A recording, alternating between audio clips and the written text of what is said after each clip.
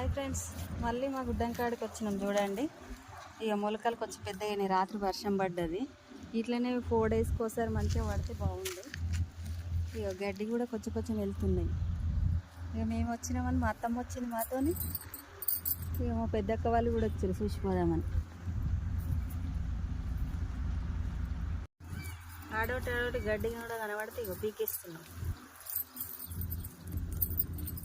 ఇక పండుగలకి వచ్చి ఇక ఒక 4 రోజులు వీకాలి. అట్లయితే మంచిగా అవుతాయి, సాప్ అవుతాయి. దంతే పట్టియాలి.